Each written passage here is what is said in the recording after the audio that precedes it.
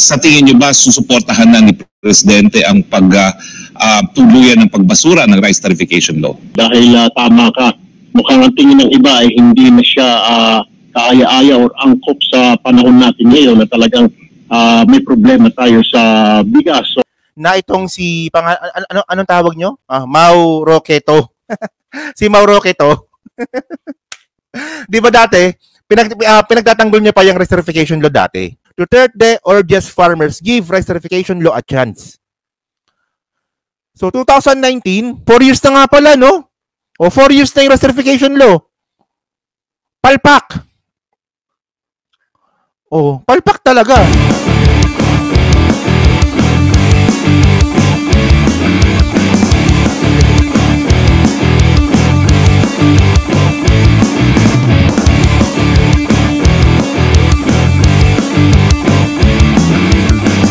Meron pong ginawa kasi si BBM na Executive Order number 39. Okay. So ito yung sa sa GMA News ang sabi dito. President Ferdinand Bongbong Marcos Jr. has approved the imposition of price ceiling on rice across the country amid the skyrocketing prices in local markets.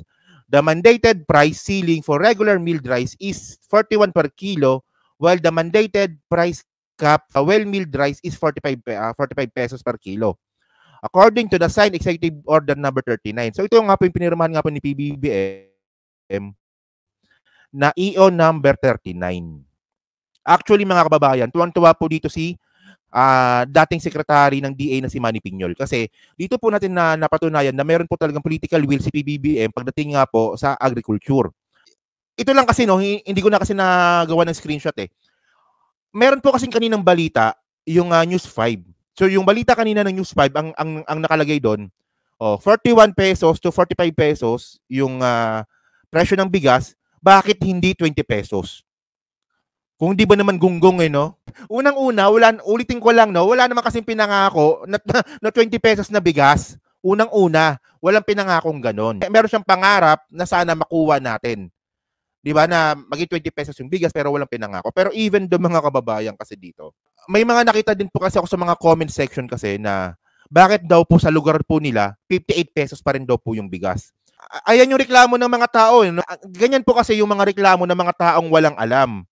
Yung reklamo lang ng reklamo pero wala namang alam. Isipin nyo mga kababayan, kabababa lang ng EO kaninang umaga. And then ang gusto ninyo ngayong araw, di ba, 44 pesos kaagad yung bigas sa lugar ninyo.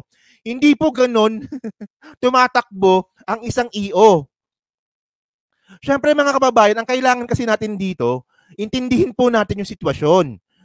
Siyempre mga kababayan, yung mga binili pong bigas sa mga lugar natin, sa barangay natin, sa palengke natin, nabili nila yan ng mahal sa mga traders, sa mga walang hiyang hoarders. Siyempre nabili nila yan ng mahal. So syempre maliit lang naman na mga negosyante yan, kailangan muna nilang bumawi. Anong gusto ninyo? Magpalugi yung mga pobre nating mga kababayan na nagbebenta lang sa palengke? O di ba tama po in this ink, di ba? Ganyan po yung mga reklamo ng mga walang alam. Kakababa lang ng EO kaninang umaga, ang gusto ninyo 44 pesos na kaagad yung bigas sa mismong araw na yon. So, ang gawin ninyo, hintayin ninyo maging 44 pesos yung bigas sa lugar ninyo. Kasi hindi kaagad yan. Kailangan mo nang bumawi ng mga negosyante, yung mga small time na negosyante Pero, yung mga big time na negosyante na sila po yung pinaka dahilan kung bakit nagtataas po yung presyo ng bigas natin, dapat po sila po talaga yung mag-suffer. Sobrang common sense na lang eh. Basta makaano lang niyo, basta makabatikos lang parang si Maharlika lang, parang ganon. So ito hindi ko nababasahin to kasi malamang alam niyo na. So dito po kasi pala yung nakita ko kasi dito, ito naging formal naman to. Meron siyang mga pinakitang mga RA 10845 na Anti-Agricultural Smuggling Act of 2016. So hindi lang naman po kasi binaba ni PBBM yung presyo ng bigas ng gusto niya lang. Meron po siyang mga pinagbasihan po ng mga batas dito. Dami niya binanggit dito, no? Meron siya ditong RA 7581 Price Act, tapos RA 10623, di ba? So ang dami niyang binanggit ng mga batas dito. So ang ibig sabihin nito mga kababayan, hindi ito trip-trip lang, pinag-aralan po ito ng ating presidente. At meron po siyang basihan ng mga batas dito. At ang nakakatuwa po kasi dito, so ito na nga, no. 45 pesos nga, no. Regular milled rice 41 pesos, 45 pesos yung well milled rice. So ang sabi dito ni PBBM, no, okay. So, ito lang now therefore I, Ferdinand R. Marcos Jr., President of the Philippines, by virtue of the powers vested in me by the Constitution and existing laws, I do hereby order Section 1, mandated price ceilings upon the joint recommendations of the DA and DTI. So meron pong recommendations yung DA at saka yung DTI. Pero syempre yung DA siya rin yun eh. The mandated price ceilings on rice shall be implemented in the whole country as follows. So ito medyo nabasa ko rin to kanina. So ito yung 41 pesos to 45 pesos po na presyo ng bigas po na yan, pwede pong baguhin yan ni PBBM din. Hindi naman po ito pang habang buhay eh. So, ayan po, pirma nga po ni ES Bersamin at saka ni PBBM dito. Di ba?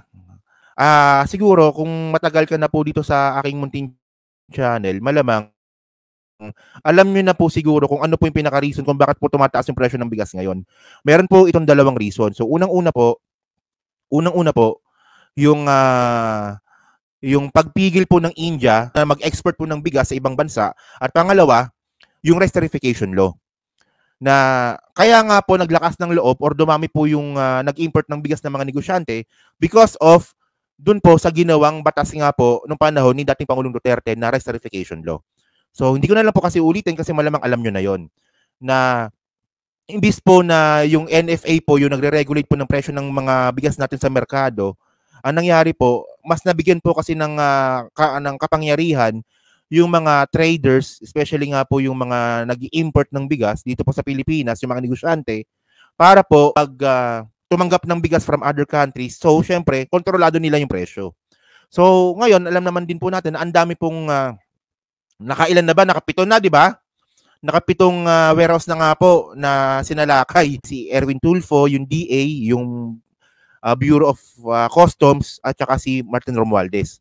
So mga kababayan, so ito, no, malamang hindi nyo po ito napapanood. So pakinggan po natin yung sinabi po dito ni Erwin Tulfo. Kasi dito rin po, nabanggit din po ni Erwin Tulfo na gusto rin po talaga ni PBBM na amyandahan po talaga yung RTF, yung rice tarification law na ginawa pong kapalpakan ni dating Pangulong Duterte. Wala, palpak talaga palpak eh. Kasi panoorin natin to Ano po ang assessment niyo? Dahil ba dito sa ginagawang raid ng customs at kasama si Speaker at kasama kayo, tingin nyo ba ilalabas na ng mga hoarders yung mga bigas na obviously tinatago nila dahil yan ang resulta sa mga pagbibisita ninyo sa mga warehouse na ito? Sec, last warning na yun para sa lahat. Alam ng ang message natin dito, alam ng gobyerno kung saan nakatago yung mga bigas through the Bureau of Customs Intelligence Information.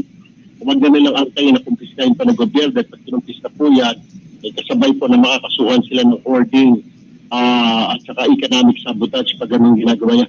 Yan just being given a chance, Sec, Harry, na ilabas na nila bago pa sila mademanda, ipa-attack ng gobyerno. Ayun na nga, yung tatlo na sampulan na kahapon at 2 weeks before another tatlo rin, so 6 na sampulan. Huwag nang antayin ng mga rice traders na ito, mga warehouses na ito, na mapasok muli ng Bureau of Customs. Dahil makakasuhan siya at sayang, hindi nila mababawi Sec Harry, Admar at MJ yung kanilang mga pinuhunan sa bigas. Alam kong negosyo nila yan, alam ng gobyerno yan, pero kaya nga ang mensahe, ilabas na nila before it will be too late, Sec Harry. Kung yung anti-hoarding law natin po, parang napakahirap mag-convict, no? Dahil dapat ipapakita mo yung mga naka-imbak sa bodega ay mahigit sa 50% na customary inventory ng isang warehouse, no?